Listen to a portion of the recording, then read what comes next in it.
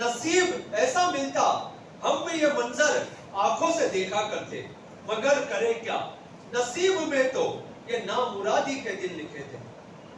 خیر آگے روایت سنیے، حضور صلی اللہ تعالی علیہ وسلم نے فرمایا حسین اوپر چڑھاؤ۔ اب امام حسین نے پیارے نبی کے پیارے ہاتھوں کا سہارا لیا۔ منظر یوں بنا کہ آپ نے مبارک ہاتھوں کا سہارا لے کر اپنا بوجھ زمین کی طرف مائل کیا اور ننھے ننھے قدم محبوب صلی اللہ تعالی علیہ وسلم کی پنڈلیوں پر رکھتے ہوئے اوپر چڑھنا شروع ہو گئے۔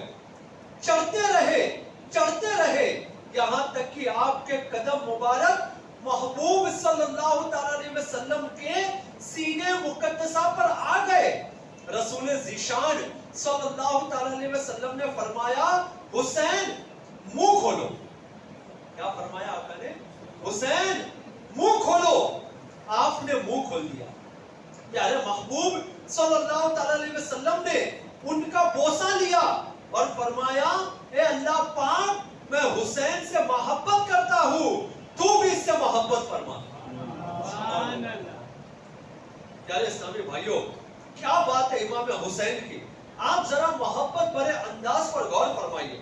پیارے آقا مکی مدنی مصطفیٰ صلی اللہ تعالی علیہ وسلم کس کمال شفقت و محبت کا اظہار فرمایا کرتے تھے۔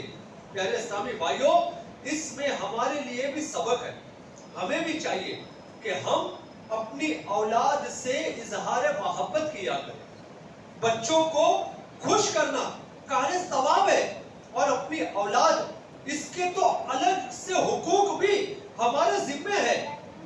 اعلیٰ حضرت امام احمد رضا خان رحمت اللہ تعالی علیہ لکھتے ہیں اولاد کے حقوق میں سے ہے کہ خدا ان امانتوں کے ساتھ شفقت و محبت کا برتاؤ رکھیے، انہیں پیار کرے، بدن سے لپٹائے، کندھے پر چڑھائے، ان کے ہنسنے کھیلنے بہلانے کی باتیں کرے، ان کی دلجوئی دلداری ہر وقت یہاں تک کہ نماز و خطبے میں بھی ملحوظ رکھے۔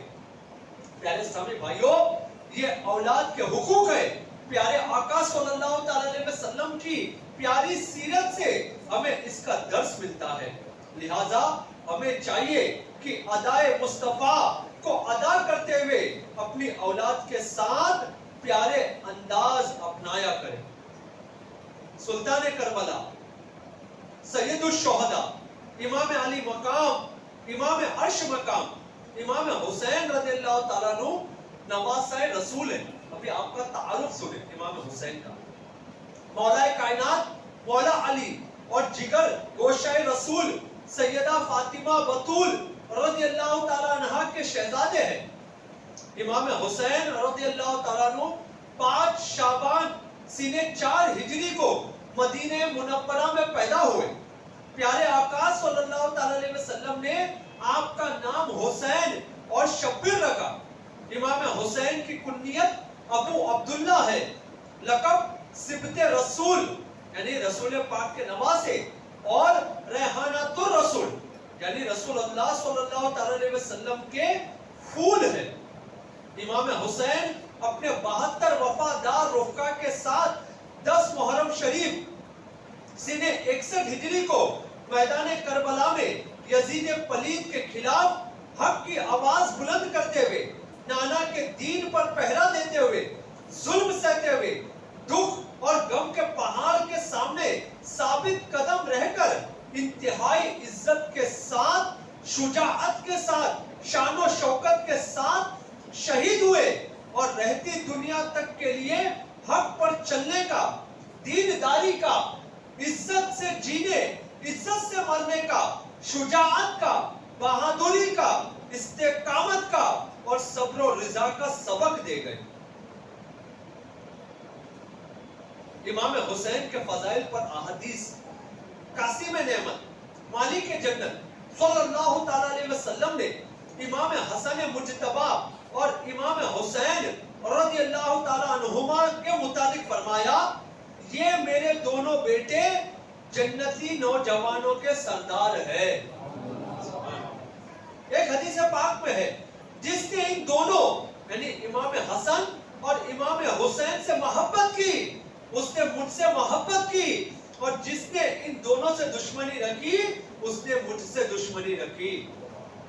رسول اکرم صلی اللہ تعالیٰ علیہ وسلم فرمایا کرتے، حسن اور حسین دنیا میں میرے دو پھول ہیں۔ پیارے آقا سید الانبیاء صلی اللہ تعالیٰ علیہ وسلم امام حسن اور امام حسین کو سونگا کرتے اور سینے سے لپٹا لیتے تھے۔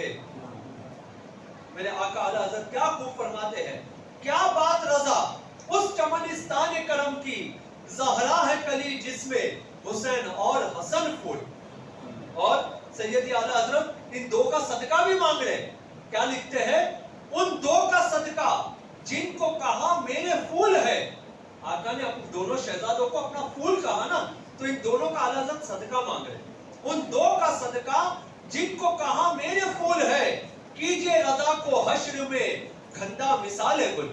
یعنی کہ اعلیٰ حضرت یہ تمنا کر رہے کہ ان دونوں کے صدقے میں اللہ پاک رضا کو بھی قیامت کے دن پھول جیسا مہکتا کھلتا ہوا رکھے۔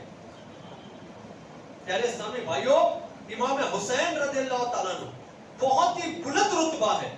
آپ نے نہایت بہادری، صبر اور رضا کا مظاہرہ کرتے ہوئے بڑی شان و شوکت کے ساتھ دین پر پہرا دیا اور انتہائی مظلومیت کے ساتھ شہید ہوئے۔ یہ سب وہ باتیں ہیں جو ہم عموماً سنتے رہتے ہیں۔ ہم امام علی مقام امام حسین رضی اللہ تعالیٰ عنہ کی مبارک سیرت پڑھیں تو آپ کے دل کی جو مبارک کیفیات تھی، یہ مبارک کیفیات ہمیں قدم پر قدم نظر آتی ہے۔ آپ کے دل میں ایمانی جذبہ تھا، اللہ پاک پر کامل بھروسہ تھا، یقین، پھر آپ کا توکل، حلم یعنی قوت برداشت، آپ کے دل میں ہمدردی کے جذبات، اخلاص، للہیت، اللہ پاک کی رضا پر پوری طرح راضی رہنا، یہ وہ مقدس جذبات ہے جن سے ہمیں زندگی گزارنے کا سلیقہ ملتا ہے۔ اور یہ واضح کر دوں کہ یہ جو دل کے پاکیزہ اوصاف ہوتے ہیں، جنت میں لے جانے والے وصف جو ہوتے ہیں، انہیں باطنی عبادات کہا جاتا ہے۔ ایک تو وہ عبادت نہ ایک تو وہ عبادت ہے نہ جو ہم ظاہر میں کرتے، مثلا ہم نماز پڑھ رہے ہیں، یہ ظاہر کی عبادت ہے، مگر دوران نماز ہمارے دل میں خشوع و خضوع ہے، رکت ہے، سر سجدے میں رکھے تو اللہ پاک کی یادوں میں کھو جائے، سر اٹھانے کو دل نہ چاہے، یہ ہمارے باطن کی کیفیت ہے، یہ باطنی عبادت ہے۔ امام حسین رضی اللہ تعالیٰ عنہ کی سیرت میں جو ان باطنی کیفیات اور اچھے اخلاق و اوصاف کا ذکر ملتا ہے، آئیے ان کا کچھ ذکر سنتے ہیں۔ امام حسین کا جو بھی کربلا کے میدان میں جس طرح آپ نے اپنی جان جو ہے نچھاور کی، آپ شہید ہوئے، یہ تو ہم نے 10 دن علماء کرام سے بھی سنا ہے۔ آج انشاءاللہ بیان میں آپ کی جو اخلاق، آپ کے اوصاف، ذوق عبادت، یہ انشاءاللہ سننے کی کوشش کرتے ہیں۔ روایت ہے جب حضرت امام حسین رضی اللہ تعالیٰ عنہ کربلا جانے کے لیے مکہ پاک سے روانہ ہوئے، یہاں بھی وضاحت کر دوں کہ آپ جو کربلا کی طرف روانہ ہوئے تھے کسی دنیاوی غرض کے لیے نہیں گئے تھے۔ بعض دفعہ شیطان وسوسے دلاتا ہے کہ معاذ اللہ آپ تاج و تخت کی خواہش رکھتے تھے۔ نہیں، ایسا نہیں تھا۔ بہت سارے لوگ آپ کو روکنے کی بھی کوشش کر رہے تھے، عرضیاں پیش ہو رہی تھی کہ اے امام علی مقام آپ کوفہ نہ جائیے، وہاں کے لوگ وفادار نہیں ہے۔ ان کے جواب میں آپ نے فرمایا، میں نے خواب میں اپنے نانا جان صلی اللہ تعالیٰ علیہ وسلم کی زیارت کی ہے، آپ نے مجھے ایک ذمہ داری دی ہے، میں بہر صورت وہ ذمہ داری نبھاؤں گا۔ اور فرمایا وہ ذمہ داری کیا ہے؟ یہ ایک راز ہے جو میں کسی کو نہیں بتا سکتا۔ غرض یہ تقدیر کا ایک فیصلہ تھا جس کے لیے آپ کو جانا ہی جانا تھا۔ بعض دفعہ وسوسے آ رہے ہوتے ہیں، اس لیے یہ وضاحت کی گئی خیر امام علی مقام امام حسین رضی اللہ تعالیٰ عنہ کربلا کی طرف روانہ ہوئے. اس وقت جو مدینہ پاک کے گورنر تھے انہوں نے آپ کو خط لکھا. اس خط میں درخواست کی اے امام علی مقام آپ واپس تشریف لے آئیے. اگر یزید کی جانب سے کوئی خطرہ ہے تو میں آپ کو امان پیش کرتا ہوں, میں آپ کے ساتھ بھلائی سے پیش آؤں گا. اس نے یعنی کہ پروٹیکشن دیا کہ میں آپ کی حفاظت کروں گا. امام علی مقام نے جواباً خط لکھا اور فرمایا اگر اس خط کا مقصد میری خیر خواہی ہے تو اللہ پاک تمہیں دنیا و آخرت میں جزائے خیر عطا فرمائے. مزید فرمایا بہترین پناہ تو اللہ پاک کی پناہ ہے, اور جو دنیا میں اللہ پاک کا خوف نہیں رکھتا وہ کامل ایمان والا ہی نہیں ہے. کیا فرمایا؟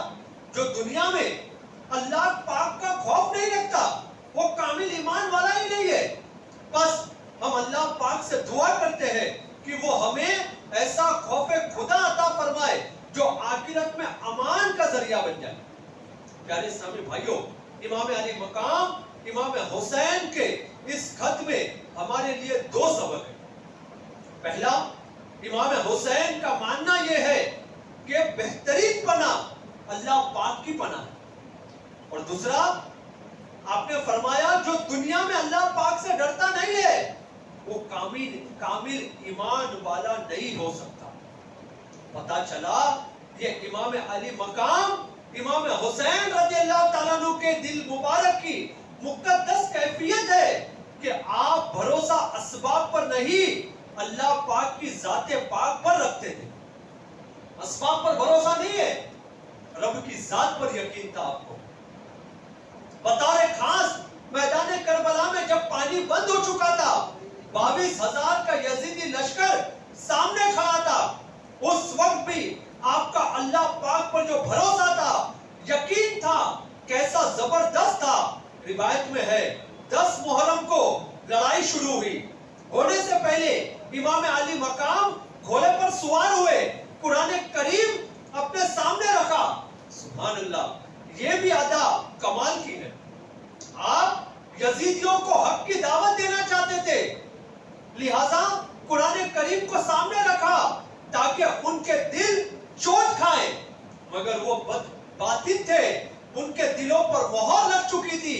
خیر آپ نے قرآن کریم سامنے رکھے ہوئے یزیدی فوج کے سامنے تشریف لائے. اس وقت آپ کی زبان پاک پر یہ خوبصورت الفاظ تھے, اللہم انتا صفاتی فی کل قرب وانتا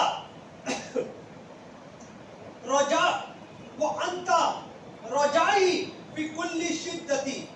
اے اللہ پاک ہر مشکل میں تو ہی میرا سہارا ہے, چاہے کیسی ہی شدت ہو میری امید تجھ ہی سے بندی.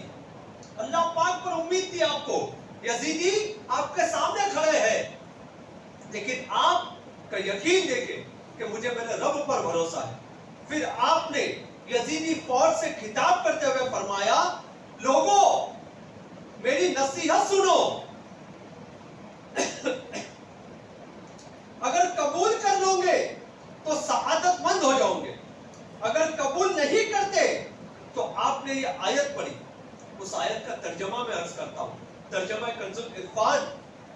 تو تم اپنا کام اور اپنے شریکوں کو جمع کر لو, پھر تمہارا کام تم پر پوشیدہ نہ رہے, پھر میرے بارے میں جو کچھ کر سکتے ہو کر لو اور کوئی مجھے مہلت نہ دو.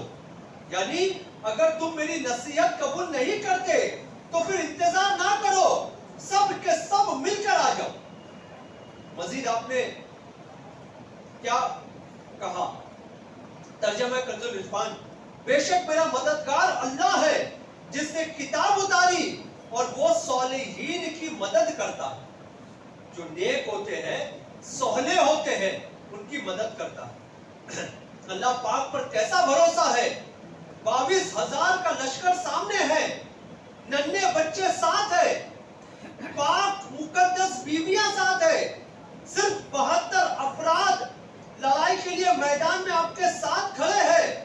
ایسے ماحول میں امام علی مقام اعلان کر رہے ہیں اِنَّا وَلِيَّ اللَّهُ، ترجمہ کنز العرفان، بے شک میرا مددگار اللہ ہے. ان کے بیچ میں اعلان کر رہے ہیں کہ میرا مددگار میرا رب ہے. امام حسین نے اپنی ساری امیدیں اللہ پاک کے ساتھ لگائی، اللہ پاک پر کامل بھروسہ رکھا.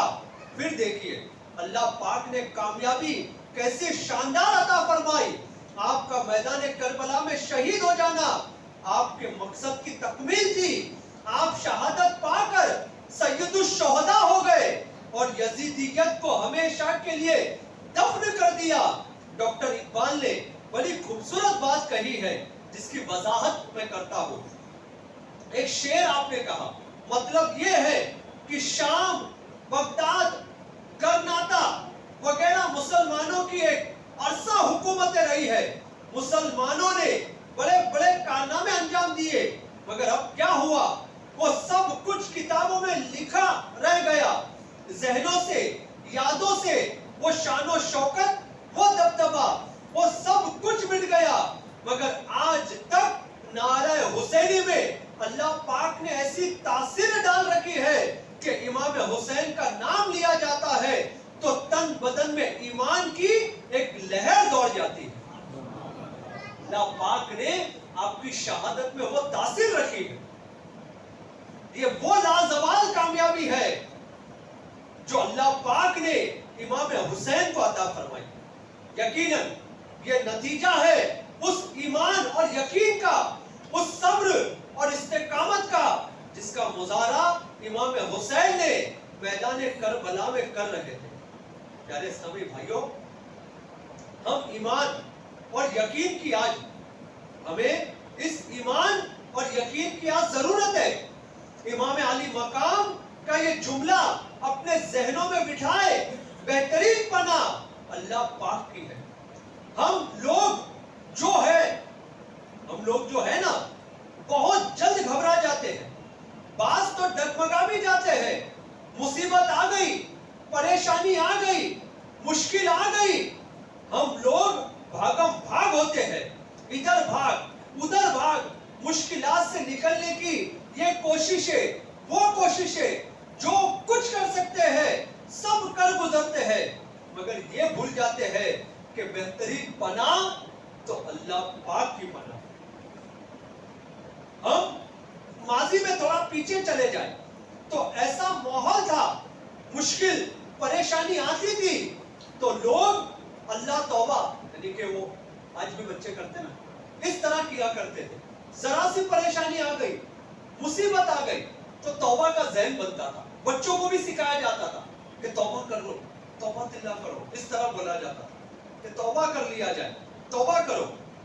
اب تو اس طرف سے بھی توجہ ہٹتی جا رہی ہے.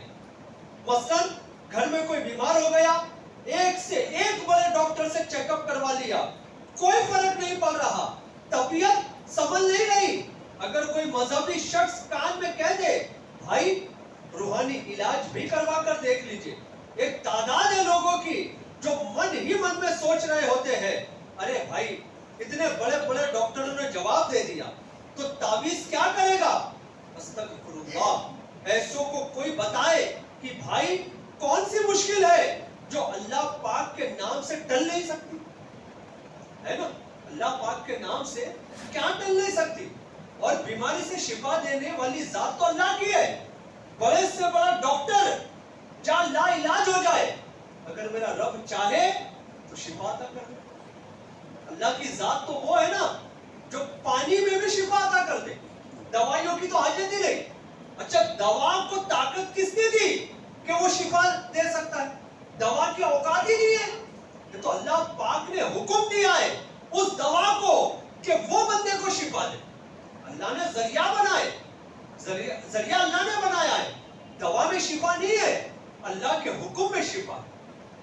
اسی لیے کبھی کبھار کیا ہمیشہ اگر بیماری آئے نا، سب سے پہلا تو آپ یوں کریں نا، جب بھی بیماری لگے، کوئی بھی بیمار آئے، آپ کو ایسا لگے نا ڈاکٹر کے پاس جانا ہے، سب سے پہلا اللہ کی راہ میں صدقہ نکالے. صدقہ نکالے پھر آگے بڑھے, ڈاکٹر کے پاس جائے. انشاءاللہ اللہ پاک کی ذات سے امید ہے کہ آپ کا مسئلہ حل ہو جائے گا. اور روحانی علاج میں بھی بہت طاقت ہے. ابھی وہ واقعہ یاد آ گیا مجھے حضرت موسیٰ علیہ السلام کا, بڑا پیارا واقعہ ہے, اس تعلق سے ہی ہے کہ آپ کے پیٹ میں ایک مرتبہ شدید درد ہونے لگا, بہت زیادہ درد ہونے لگا. آپ کلیم اللہ سے کلام کیا کرتے تھے, کوہ طور پر جا کر اللہ سے کلام کرنے کی آپ کو شرف ملا کرتا تھا. اللہ کی بارگاہ میں پہنچے, اے مولا پیٹ میں درد بہت زیادہ ہے, کوئی دوا حکم فرمائے.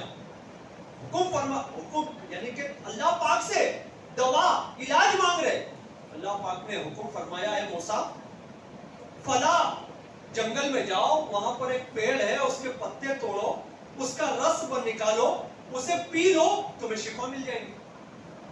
آپ نے یہی کیا, اس جنگل میں گئے, پیڑ کو ڈھونڈا, اس کا رس نکالا اور آپ نے پی لیا, درد غائب. چند دنوں کے بعد سیم پین, سیم درد پھر سے شروع ہو گیا. اب پتا تھا کہ علاج کیا ہے. اب ہم کو ایک بار ڈاکٹر دوا دے دے کہ فلاں میڈیکل سے یہ بیماری کی یہ دوا ہے, ٹھیک ہے, اب ڈاکٹر کے پاس کیوں جائیں گے, ڈائریکٹ میڈیکل میں جائیں گے, ڈاکٹر کو کیوں 100-200 روپے دینا, جائیں گے میڈیکل سے دوا لے کے کھا لیں گے. اب موسیٰ علیہ السلام نے کیا کیا, اللہ کی بارگاہ میں نہیں گئے, ڈائریکٹ اس جنگل میں گئے, وہاں کا پیڑ تلاش کیا, اس کے پتے توڑے, اس کا رس بنایا, آپ نے پی لیا. اب جیسے پیا شفا تو نہیں ملی, مزید پیٹ میں درد بڑھ گیا اور زیادہ تکلیف ہونا شروع ہو گئی. اب دوڑے کوہ طور پر, اللہ کی بارگاہ میں پہنچے, اے مولا درد بھی وہی, علاج بھی وہی, لیکن اس بار شفا نہیں ملی, اس بار تو درد میں اضافہ ہو گیا. اللہ پاک نے حکم ارشاد فرمایا, اے میرے پیارے موسیٰ جس طرح پہلے آیا تھا اب کی بار بھی آ جاتا. دراصل شفا اس پتے میں نہیں تھی, بلکہ شفا میرے حکم میں تھی. اس وقت پتے کو حکم تھا کہ موسیٰ کو شفا دے, اس لیے اس پیڑ کے پتے نے تجھے شفا دی تھی. اس بار میرا حکم نہیں تھا, اس وجہ سے درد میں اضافہ ہو گیا. پیارے اسلامی بھائیوں, اللہ پاک یہ شفا دینے پر قادر ہے. اب آئیے آپ کو ایک روحانی علاج کی برکت بتاتا ہوں. ایک شخص کو برین ٹیومر تھا, یعنی اس کے دماغ میں پھوڑا نکل آیا تھا. یہ جان لیوا مرض ہوتا ہے. ان کا 2 مرتبہ آپریشن بھی ہو چکا تھا. اب ڈاکٹر جواب دے چکے تھے, کسی نے انہیں تعویذات عطاریہ استعمال کرنے کا مشورہ دیا, مگر مریض کی حالت مایوس کن تھی. لہذا گھر والوں نے اس مشورے پر خاص توجہ نہیں دی. بات آئی گئی ہو گئی. ایک دن مریض کے چھوٹے بھائی تعویذات عطاریہ کے بستے پر گھبرائے ہوئے آئے اور روتے ہوئے کہنے لگے, بھائی جان کی حالت بہت نازک ہے, لگتا ہے شاید آج ان کی آخری رات ہے, جلدی سے کوئی تعویذ دے دے. اسلامی بھائی نے پہلے تو انہیں تسلی دی, پھر ایک تعویذ دیا اور کہا, گھبرائیے نہیں, اللہ پاک شفا دینے والا ہے. وہ اسلامی بھائی تعویذ دے کر چلے گئے. دوسرے دن وہ دوبارہ بستے پر آئے. اب ان کے چہرے پر خوشی تھی. کل آئے تھے پریشان تھے, دوسرے دن آئے چہرے پر خوشی تھی. بولے, میں نے جیسے ہی بھائی کے سر پر تعویذ باندھا تو گھر والے حیران رہ گئے کہ چند ہی منٹ بعد بھائی نے آنکھیں کھول دی. الحمدللہ اب انہوں نے کھانا بھی کھانا شروع کر دیا ہے. اس کے 2 دن بعد وہ برین ٹیومر کے مریض خود اپنے قدموں پر چل کر تعویذات عطاریہ کے بستے پر آ گئے اور کہا, الحمدللہ اب میری طبیعت کافی بہتر ہو گئی ہے. الحمدللہ اللہ پاک کا سہارا پکڑے, بہت برکتیں ملیں گی. امام حسین کا خوبصورت جملہ پھر سنیے. آپ نے میدان کربلا میں فرمایا, اے اللہ پاک کیسی ہی مشکل گھڑی ہو, میرا ایک سہارا بس تو ہے, میرا سہارا بس تو ہے. اللہ پاک ہمیں توفیق عطا فرمائے, ہمیں ہر مشکل پریشانی میں, مصیبت میں اور اور خوشیوں کے حالات میں بھی اللہ پاک ہی کو اپنا سہارا ماننا بھی ہے، جاننا بھی ہے، اور یہ دل میں بٹھا کر رکھنا ہے کہ بہترین پناہ تو اللہ پاک کی پناہ ہے۔ تعویذات عطاریہ کی بڑی برکت ہے، کئی بڑے بڑے مریضوں کو ہم نے اپنی آنکھوں سے شفا ملتے دیکھی ہے، الحمدللہ۔ اچھا آپ کو پتا ہے تعویذات عطاریہ والے پیسے بھی نہیں لیتے، ہاں پیسے نہیں ہے کہ آپ آئے مسئلہ لے کر بہت پریشان ہے جناب لاکھوں خرچہ کر دیا ہاسپٹل میں، حضرت کچھ تو لے لو، نہیں، حضرت کو پیسہ نہیں چاہیے، حضرت کو آپ چاہیے۔ ہم کو دعوت اسلامی والوں کو خالی آپ چاہیے، آپ آ جائیں نیکیوں والا ماحول میں، ہم آپ سے پیسے نہیں لیتے۔ آپ یقین مانے ہمارے تعویذات عطاریہ والے، اللہ ان کو سلامت رکھے اور اللہ میرے پیر کو سلامت رکھے، جن کو اللہ پاک نے ایسی صلاحیت عطا فرمائی ہے، آپ کی تعویذات میں ایسی برکتیں رکھی ہے۔ ہمارے یہاں بینڈرا میں ایک شخص تھے، ان کو کینسر ہوا تھا، لاسٹ سٹیج پر تھے، ان کے بھائی سے میری بات ہوئی تھی، 3 دن کا جواب دیا تھا ڈاکٹر نے ان کو۔ ہم نے ان کو اس مریض کو، کینسر کے مریض کو پلیٹ کا ایک ہمارا عمل ہوتا ہے تعویذات عطاریہ میں، وہ پلیٹ پلائی جاتی ہے، ہم نے انہیں پلیٹ پلایا۔ آج اگر آپ انہیں دیکھیں گے نا تو آپ یقین نہیں کریں گے کہ یہ بندہ وہی تھا جس کو ڈاکٹر نے 3 دن کا ٹائم دیا تھا۔ اللہ کے فضل سے اللہ پاک نے میرے پیر میں بڑے کمالات رکھے، ہاں الحمدللہ، میرا پیر کامل ہے، الحمدللہ کہے، الحمدللہ، اللہ پاک کا کرم ہے۔ آپ جو بھی پریشانیاں ہیں نا دوا کریں، بے شک کریں، لیکن ہے نا تعویذات عطاریہ کے بستے پر بھی آ جائیں۔ ابھی لگے گا شاید اجتماع کے بعد بھی لگتا ہے جمعرات کو ہمارا بستہ، اگر نہیں لگا نا ہماری فری سروس بھی موجود ہے، اسلامی بھائیوں سے رابطہ کریں، انشاءاللہ وہ آپ کو ترکیب بتا دیں گے۔ پیارے اسلامی بھائیوں، امام علی مقام امام حسین رضی اللہ تعالیٰ عنہ نے گورنر مدینہ کے خط کے جواب میں دوسری بات جو لکھی، پہلی تو ہم نے سنی، دوسری بات جو آپ نے لکھی، فرمایا جو دنیا میں اللہ پاک سے ڈرتا نہیں وہ کامل ایمان والا نہیں۔ خوف خدا بھی ایک باطنی عبادت ہے نا، خوف خدا ایسی چیز ہے جو ظاہر نہیں ہوتی ہے کہ اس کے اندر خوف بہت ہے، یہ باطنی ہوتی ہے۔ اس سے پتا چلتا ہے کہ امام علی مقام امام حسین خوف خدا رکھنے والے تھے۔ امام علی مقام کے خوف خدا کے سبب رونے کے واقعات موجود ہیں۔ آپ قرآن کریم کی تلاوت کرتے تو آنسو بہایا کرتے تھے۔ بعض کتابوں میں لکھا ہے کہ آپ جب نماز کے لیے کھڑے ہوتے تو آپ کا رنگ مبارک زرد پڑ جاتا، جس میں پاک پر کپ کپی طاری ہو جاتی۔ سبب پوچھا گیا تو فرمایا جو اللہ پاک کے حضور کھڑے ہونے کا ارادہ کرے اس پر حق ہے کہ اس کا رنگ زرد ہو جائے اور جوڑ کانپنے لگ جائے۔ فرماتے ہیں حق ہے جو اللہ کی بارگاہ میں کھڑے ہو وہ کانپے، خوف خدا سے لرزے کہ وہ کس کی بارگاہ میں کھڑا ہے، اپنے رب کی بارگاہ میں کھڑا ہے۔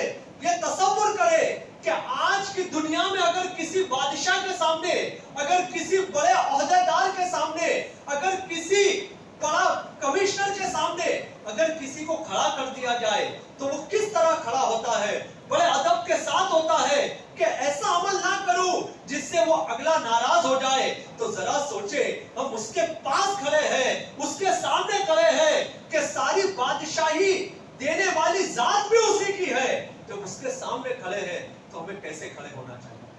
ہماری نماز یہ کیسی ہونی چاہیے؟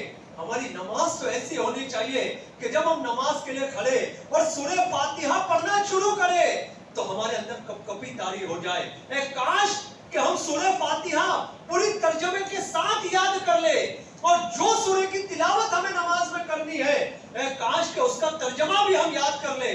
دیکھیں آپ کی کیفیت کیسی بن جائے۔ ہمارا حال کیا ہے پتہ ہے آپ کو نماز کا؟ ہمارا موبائل جیب میں، ٹھیک ہے، اب موبائل جیب میں جناب، اب کھڑے امام صاحب قرات کر رہے، وائبریٹ ہوا، پورا دھیان، اچھا ایک بار ہوا تو تھوڑا سا ٹھیک ہے، اب دوبارہ بھی بجا نا پھر تو اور گھبراہٹ شروع ہوا ہے، 2 کال آ گئے، کیا پتا کیا ہوگا، کب امام صاحب سلام پھیرے، اور امام صاحب نے اگر لمبی قرات کر دی تو ختم، ہمارا تو حال ہی برا ہو جاتا ہے۔ اور جیسے امام صاحب نے سلام پھیرا، دعا کے لیے ہاتھ بھی نہیں اٹھے، پہلے موبائل میں जेब में हाथ गया, मोबाइल में और किसका कॉल है। ये हालत है हमारी नमाज की।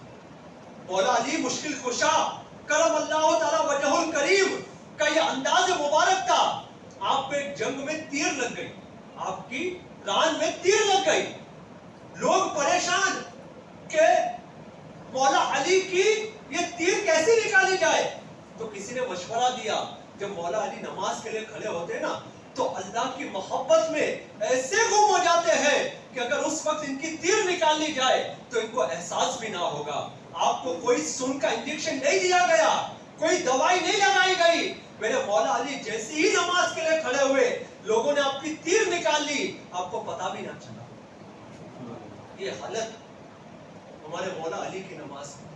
और आपके शहजादे इमाम हुसैन, आप नमाज के लिए खड़े होते तो खौफे खुदा से कांपा करते थे। ए काश हम इमाम हुसैन के मानने वाले आपके नाम के खिचड़ा बनाए, आपके नाम के हमने शरबत पिए। ए काश कि इनकी इबादत, इनके वाकियात भी हमारे अंदर हम नक्श कर लेना। हम भी ऐसे नमाजी बन जाए कि चाहे कुछ भी हो जाए, हमारी नमाजें ना छोड़े। चाहे कितनी बारिश हो, हमें मस्जिद में नमाज के लिए जाना। चाहे कितनी ठंडी हो, बहुत अच्छी नींद आ रही है जनाब, नहीं, मुझे सुबह उठना है और नमाज के लिए जाना। नमाज से मोहब्बत, काश इमाम हुसैन के सदके हमारे अंदर आ जाए। अगर किसी की सुबह 6 बजे की फ्लाइट हो, यकीन माने उसकी आंख कितने बजे खुलेगी? रात भर नींद ही नहीं आएगी कि सुबह फ्लाइट ना मिस हो जाए। 6,000 7,000 की टिकट लिया हो, 7,000 की टिकट, सो गया, आंख लग गई तो नुकसान हो जाएगा। इतनी मोहब्बत फ्लाइट की टिकट से और नमाज से मोहब्बत नहीं। आंख क्यों नहीं खुलती फजर में? काश के इमाम अली मकाम के सदके हम सच्चे नमाजी बन जाए। असल में ऐसी इमाम हुसैन के कई इबादत के वाकयात ये लिखे हुए हैं इसमें, लेकिन वक्त इतना नहीं है कि सारी चीजें बयान कर दी जाए। एक आखिरी नसीहत इमाम हुसैन की अर्ज करके बयान को इख्तिताम की तरफ लाता हूं। प्यारे इस्लामी भाइयों, आखिर में इमाम हुसैन से मरवी एक रिवायत सुनिए। इमाम अली मकाम इमाम हुसैन रज़ियल्लाहु ताला अन्हु फरमाते हैं, हुजूर रहमत आलम सल्लल्लाहु ताला अलैहि वसल्लम ने फरमाया, मुसलमानों के लायक नहीं कि वो अल्लाह पाक की नाफरमानी होती देखे और उस पर तंबी ना करे, यानी कि उससे रोके ना। नाफरमानी हो रही है अल्लाह की और बंदा उस पर तंबी ना करे। ये हदीस पाक हम एक नसीहत के तौर पर कबूल कर ले, दिल में बिठा ले और इस पर अमल शुरू कर दे। उमूमन ज़हनों में ये बात होती है ना कि नसीहत करने वाला खुद अमल भी करता हो तो बात में असर होता है। अल्हम्दुलिल्लाह इमाम अली मकाम इमाम हुसैन रज़ियल्लाहु ताला अन्हु ने करबला में कुर्बानी देकर इस हदीस शरीफ पर अमल करके भी दिखा दिया। लिहाजा हम इस नसीहत को दिल में बिठाए, जहां भी बुराई देखे, अल्लाह पाक की नाफरमानी होती देखे, घर वाले नमाज नहीं पढ़ते, मोहल्ले में बेहयाई बढ़ रही है, गाने बाजे चलते देखे, झूठ गीबत चुगली वगैरह होती देखे, तो हिकमती अमली के साथ प्यार और मोहब्बत भरे अंदाज में खूबसूरत लफ्जों का चुनाव करके नरमी से भरपूर लहजे में इस्लाह की कोशिश जरूर फरमाएं। अल्लाह पाक हमें भी अमल की तौफीक अता फरमाए। आमीन या रब्बल आलमीन। सल्लु अलल हबीब सल्लल्लाहु तआला अलैहि वसल्लम।